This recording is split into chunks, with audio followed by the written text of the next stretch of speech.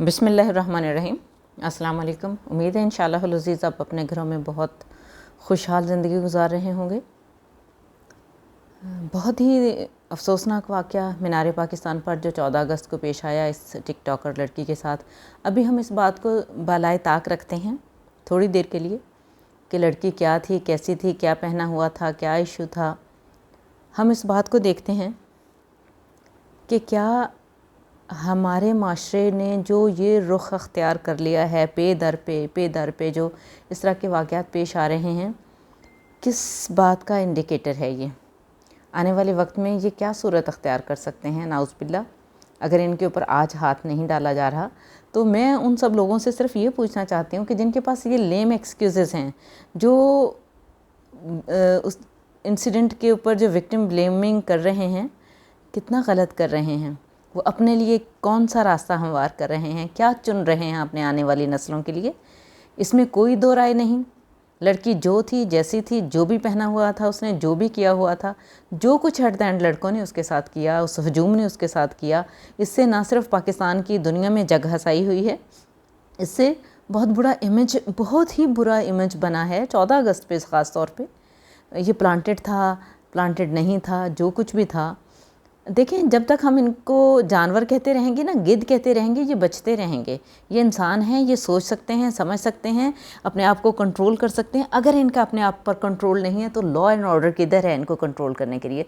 तो फिर law and order को एक्शन में आना चाहिए और इनको कंट्रोल करना चाहिए। जो इंसान ख़ुद अपने आप पर कंट्रोल नहीं रखता तो फिर लॉ एंड ऑर्डर की ज़िम्मेदारी और बढ़ जाती है। जो कुछ हुआ बहुत बुरा हुआ इस लड़की के साथ, जो सानिया पेश आया, किस तरह से उसकी बेहरमती की गई, किस तरह से उसके कपड़े तार तार किए गए, ज़रा इमेजिन तो करें। अच्छा, आप क्या समझते हैं कि ये लड़की वहाँ टिकटॉक बनाने गई थी इसलिए इसके साथ ये हुआ है? आपको नहीं पता गलियों मोहल्लों में क्या होता है, आपको नहीं पता बाज़ारों में क्या होता है, आपको नहीं पता हैरासमेंट किस तरह से किस जगह पर होती है। ज़रूरी नहीं आपके साथ, मेरे साथ नहीं हुई तो हम ये समझ लें कि नहीं होती। ये जो कुछ दुनिया में हो रहा है, हमारे माशरे में, हमारे मोहल्लों में, हमारी गलियों में, और आजकल तो सारी वीडियोज़ मिल रही हैं, किस तरह से वीडियोस मिल रही हैं। और साथ में ये जो रिक्शे में बदतमीज़ी की है लड़कों ने, उनके साथ, क्या वो भी टिकटॉकर थी? क्या उनका भी लिबास मुनासिब नहीं था? क्या उन्होंने भी हजूम को इनवाइट किया था? क्या उन्होंने हजूम को गलत किस्म के इशारे किए थे? कुछ तो खुदा का खौफ कर लें, कुछ तो सोच लें। ये जहनीत जिस तरह से बीमारी का शिकार है, इस बीमार जहनीत का बहुत आसान इलाज है और इसका इलाज वही है। यही जो 2, 4, 500 का हजूम है ना, इनको आज भेजें, ज़रा दुबई भेजें, यूके भेजें, अमेरिका भेजें, वहाँ देखना कैसे इनका अपने आप के ऊपर काबू आता। छेड़ के तो देखें, किसी को करें तो सही है रास, वहाँ सब आ जाएंगे डिसिप्लिन में, सबको पता चल जाएगा। हमारे यहाँ का मसला ये है कि इनको पता होता है कि ले दे कर करा के छूट जाएंगे।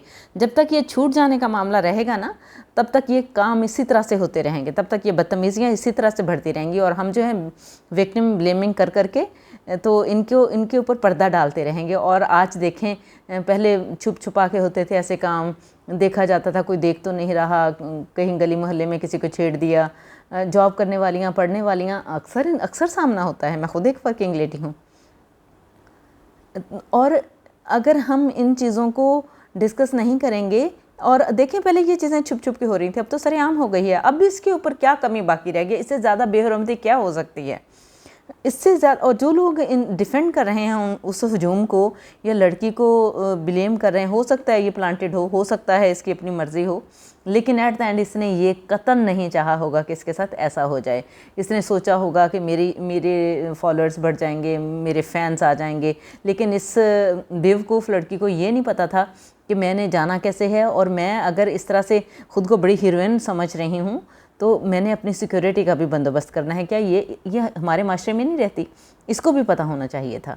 जहाँ पे लॉ एंड ऑर्डर को भी आना चाहिए था एक्शन में, उन लड़कों को भी बदतमीज़ी नहीं करनी चाहिए थी, वहाँ से लड़की को भी अपने आप को संभालना चाहिए था कि वो अपने सारे इंतज़ामात करके फिर कूदती इस आग में।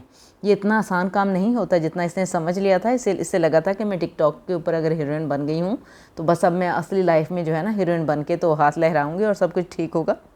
बहुत दुख है, बहुत अफसोस है, मेरी तमाम सिंपैथीज़ हैं इस लड़की के साथ, लेकिन बाकी लड़कियों को थोड़ा सबक सीखना चाहिए। मैं सबसे सिर्फ यही रिक्वेस्ट करना चाहूँगी, अगर हम थोड़ी सी भी सेंस रखते हैं, थोड़े से भी एजुकेटेड हैं, हमारे अंदर थोड़ा सा भी शऊर है, तो बेहतरीन तरीका ये होता है कि हम दूसरों के साथ आने वाले वाक़यात से सीखें, ان سے کچھ سیکھ لیں، ان سے کچھ سمجھ کر، ان کو دیکھ کر، ان حالات کا جائزہ لے کر اپنی زندگی کو سنوار لیں اور اپنے آپ کو اس نہج پر نہ آنے دیں۔